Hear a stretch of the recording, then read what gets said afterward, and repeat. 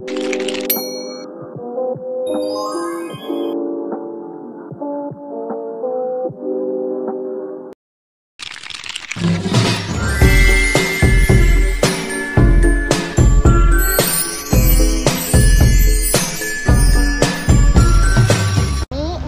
di sekolah ramah anak SMP dan SMA swasta utama Medan. Kami akan melakukan mini riset terkait dengan pendidikan multikultural dan anak inklusif. Sebelumnya, kami dari kelompok 6 mata kuliah antropologi pendidikan. Jadi keseruannya ada.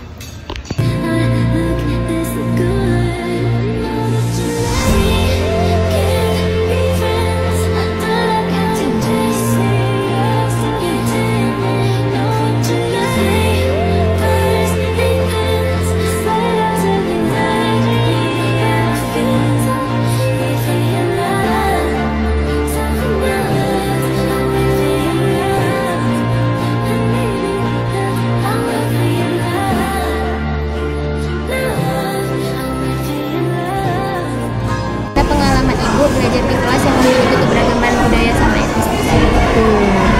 Ya, pertama jelas seru ya, karena mereka ini kan dari latar belakang yang berbeda, dari segi etnis ya, suku, etnis ya, bahkan agamanya juga berbeda.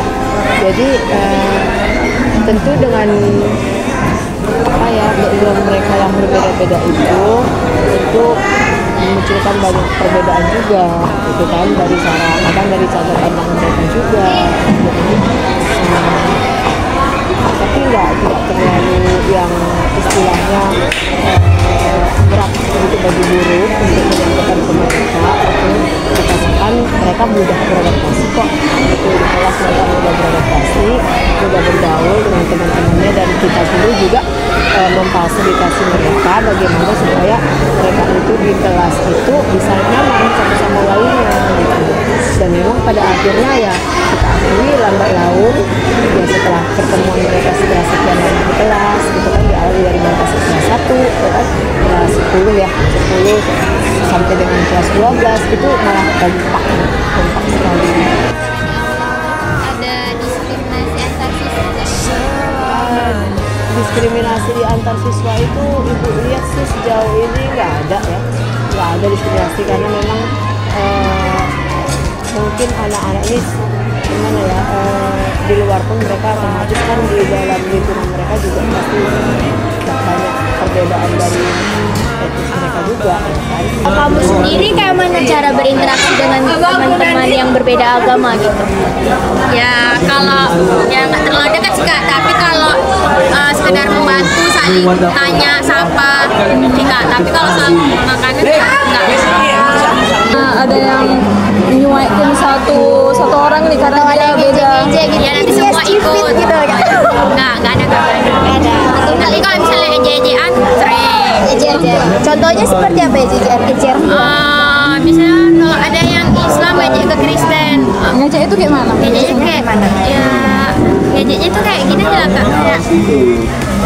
Yang ada dari nias bahasa nias kayak mana gitu deh.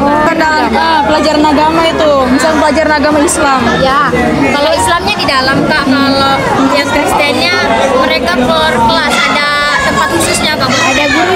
Ada. Ini apakah menerima anak berkebutuhan khusus atau ada syarat-syarat agar anak-anak tersebut dapat diterima?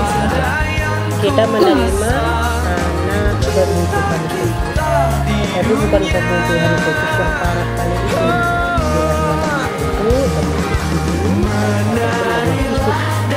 Jadi syaratnya kita itu kebutuhan khusus. Kalau kebutuhan khusus itu kan ya SLB, memang anak yang memang kebutuhan khusus. Kalau ini kita tidak terlalu ke anak yang kebutuhan khusus tidak. Iya, syaratnya itu apa? Lemah fisiknya, EQ-nya tidak. Itu ada kita di SMP kelas 7, kelas 8 sekarang. EQ-nya dia tinggi, pintar, tapi fisiknya. Yang ada yang kedua, dia itu EQ-nya lemah, fisiknya Tadi juga jumpa. EQ-nya lemah, fisiknya ya biar ya nggak terlalu lemah kan ya. Ada seperti itu. Tapi kalau kita kebutuhan khusus ya bukan nggak kita terima, cuman kita lihat ada syarat, harus ada syarat. Kalau tidak ada, kalau tidak memungkinkan dia untuk apa itu nggak kita terima. Mereka ada pakai tes atau ujian gitu nggak untuk masuk ke sini? Masuk kemana kita? Jadi hanya dilihat dari bertanya sama orang tua. Iya.